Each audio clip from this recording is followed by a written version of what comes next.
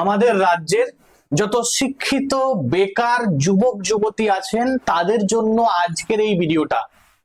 আজকের ভিডিওতে আলোচনা করব যে নতুন সরকার যে যুব শক্তি বা ভরসা কার্ডের জন্য ৩,০০০ টাকা ঘোষণা করেছে, কারা কারা পাবেন এবং কারা কারা পাবেন না। অনেকেই আছে কিন্তু এই যুব শক্তির টাকা পাবেন না। কারা পাবেন না, কি শর্তে পাবেন না, কত বয়স প্রয়োজন, কবে থেকে আপনি পাবেন, এই বিষয়ে কনফিউশন যদি থাকে তো অবশ্যই ভিডিওটা দেখুন।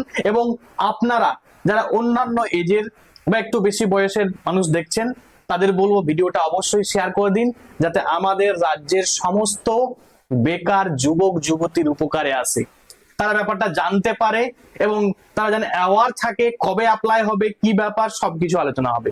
আপনারা অবশ্যই কিন্তু ভিডিওটা দেখুন। প্রথমেই আসি, আমাদের রাজ্যে বিজেপি সরকার তৈরি হওয়ার পরে আগের সরকার তৃণমূলের যখন সরকার ছিল তারা কিন্তু ১,৫০০ টাকা করে সমস্ত যুবকদেরকে, বেকার যুবকদেরকে কিন্তু দিত, বেকার যুবক বা যুবতীদেরকে। এই সরকার, নতুন সরকার বিজেপি সরকার, তার সংকল্প পত্রে বলেছিল যে না, ডবল টাকা দেওয়া হবে। যেমন কথা বলেছিল ঠিক সেই রকম কিন্তু ৩,০০০ টাকায় অ্যাসিস্ট করা হচ্ছে। এবারে হ্যাঁ, হতে পারে ৩,০০০ টাকা সবাই পাবে না। কারা পাবে না দেখে নিন মন দিয়ে। না, ভরসা কার্ড বা ভরসা কার্ডের যে কর্মসূচি বা এক কথায় বলতে পারি যে বেকার ভাতা, সেটি একমাত্র যারা আমাদের রাজ্যের শিক্ষিত বেকার তাদের কিন্তু আর্থিক একটা সহায়তা প্রদান করা হচ্ছে। বয়স ২১ থেকে ৪৫ বছর বয়সী হলেই আপনি কিন্তু এই সুবিধা পেতে পারবেন। কোয়ালিফিকেশন কি লাগবে না, কোয়ালিফিকেশনটা স্নাতক যদি মিনিমাম কোয়ালিফিকেশন থাকে, মানে গ্রাজুয়েশন যদি আপনার কোয়ালিফিকেশন হয় তবে আপনি ৩,০০০ টাকা পাবেন।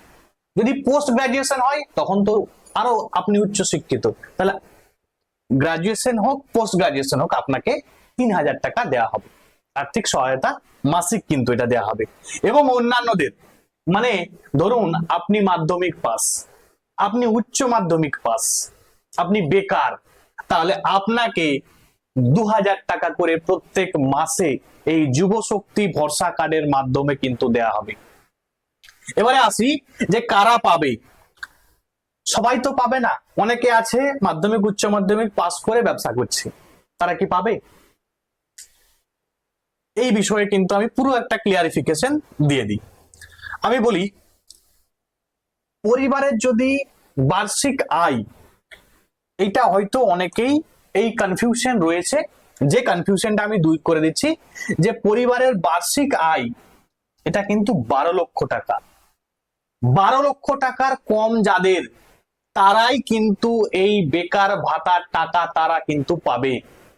মানে এক কথায় যদি বলতে চাই, অনেকে হয়তো ভাববে যে ১ লক্ষ টাকা, না, প্রথমে এটা কনফিউশন হয়েছিল এবং আমাদের রাজ্যের মুখ্যমন্ত্রী সেটা কিন্তু ক্লিয়ার করেছে যে না, ১২ লক্ষ মানে সে ট্যাক্স পেয়ার, আর যে ট্যাক্স দেবে তাকে তো তার টাকা তো প্রয়োজন নেই।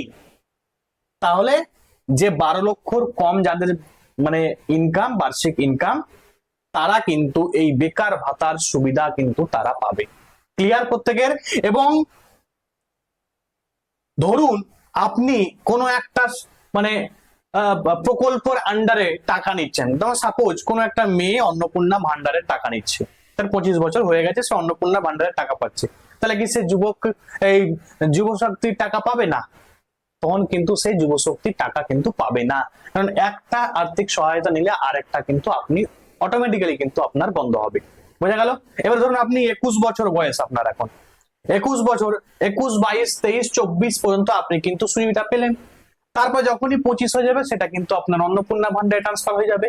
বা ধরুন কি অন্নপূর্ণা ভান্ডারের টাকা পাচ্ছে, সে কি এদিকেও অ্যাপ্লাই করবে? তাহলে তো ৩,৬০০ টাকা, তার চাকরি করার দরকার কি আর? না, এরকম কিন্তু নয়। একটি সুযোগ সুবিধা আপনি কিন্তু পাবেন। কবে থেকে পাবেন? না, এটি হচ্ছে আপনি অক্টোবর মাস থেকে, এই ২০২৬-এর অক্টোবর মাস থেকে কিন্তু আপনি পাবেন।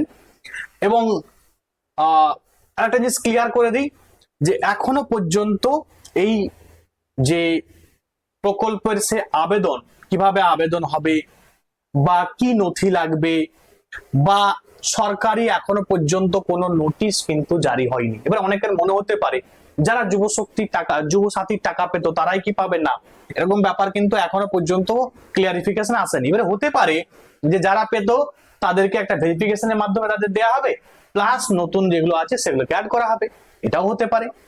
এখনো পর্যন্ত কিন্তু একটা ক্লিয়ার কোন সরকারি নোটিফিকেশন আসেনি। আপনারা অবশ্যই এই চ্যানেলের সঙ্গে থাকুন। আমি কিন্তু যখনই রাজ্য সরকার থেকে নির্দেশিকা আসবে আমি ভিডিওর মাধ্যমে আপনাদেরকে জানিয়ে দেব, এবং তার জন্য আপনাকে কি করতে হবে, ভিডিও আমার চ্যানেলটাকে সাবস্ক্রাইব করে রাখতে হবে, তবেই কিন্তু আপনি জানতে পারবেন। তার সঙ্গে সঙ্গে আপনি অন্যান্য সোশ্যাল মিডিয়া থেকেও কিন্তু খবর পেয়ে যাবেন, স্বাভাবিক বিষয় একটা। আজকে এখান পর্যন্ত, থ্যাংকস ফর ওয়াচিং।